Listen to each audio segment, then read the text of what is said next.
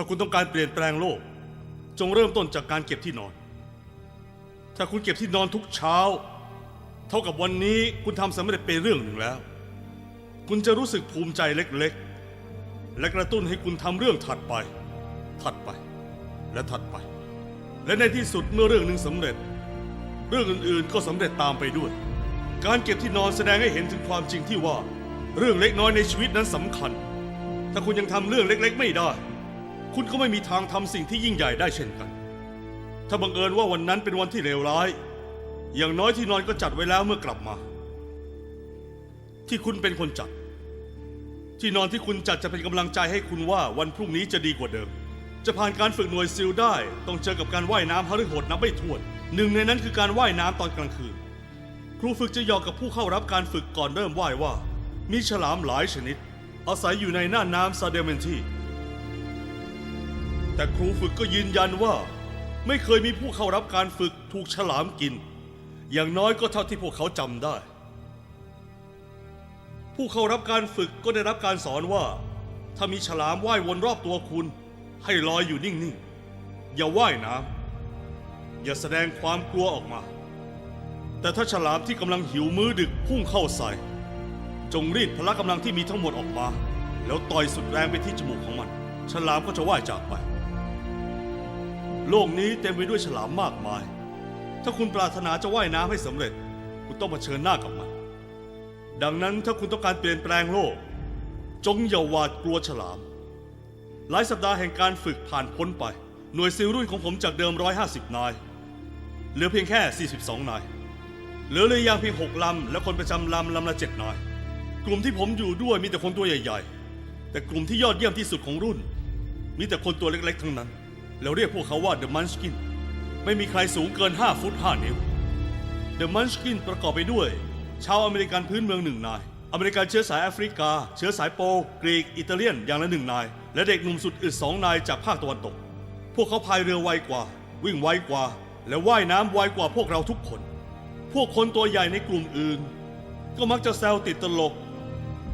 ถึงตีนกบอันเล็กจิ๋วที่พวกมันช์กินใส่ที่เท้าของพวกเขาก่อนเริ่มว่ายน้ำทุกครั้งแต่พวกคนตัวเล็กเหล่านี้ที่มาจากทั่วทุกมุมโลกก็จะเป็นคนที่ได้หัวเราะทีหลังเสมอเพราะว่ายน้ำเร็วกว่าและถึงฝั่งก่อนกลุ่มอื่นตลอดการฝึกหน่วยซิลแสดงให้เห็นว่าทุกคนเสมอกันไม่มีอะไรสำคัญนอกจากความมุ่งมั่นที่จะทำให้สำเร็จไม่ใช่สีผิวไม่ใช่ชาติพันธุ์ไม่ใช่การศึกษาไม่ใช่สถานะทางสังคมถ้าคุณต้องการเปลี่ยนแปลงโลกจงวัดคนจากหัวใจของเขาไม่ใช่ขนาดของตีนกบที่เขาใส่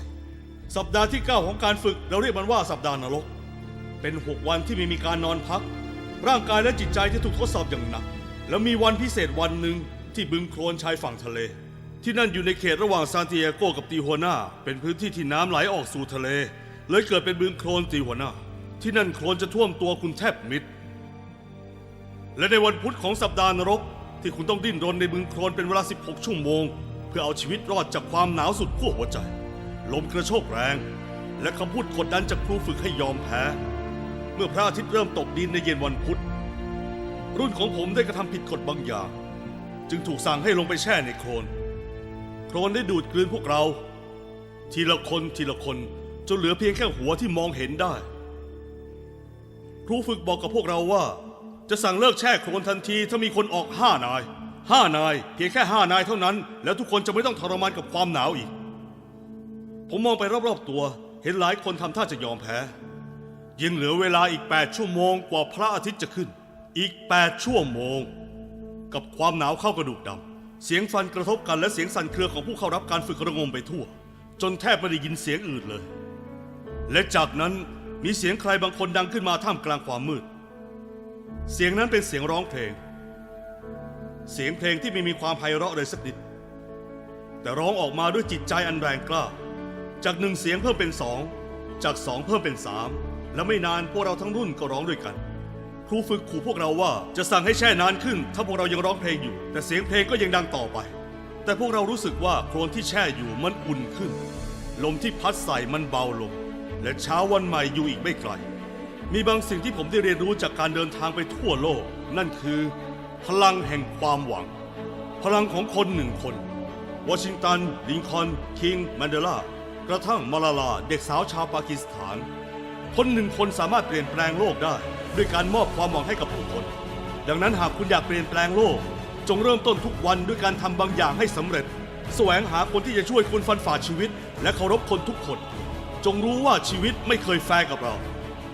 และคุณจะล้มเหลวนับไม่ถ้วน แต่ถ้าคุณลองเสี่ยงลุกขึ้นสู้ในวันที่ยากลำบากที่สุดเผชิญหน้ากับการกดขี่ข่มเหงและจงอย่ายอมแพ้ ถ้าคุณทำสิ่งเหล่านี้คนรุ่นถัดไป และรุ่นหลังจากนั้น จะมีชีวิตอยู่บนโลกที่ดีกว่าในยุคของเรา และทุกอย่างที่เริ่มต้นจากที่นี่ จะเปลี่ยนแปลงโลกนี้ให้น่าอยู่กว่าเดิม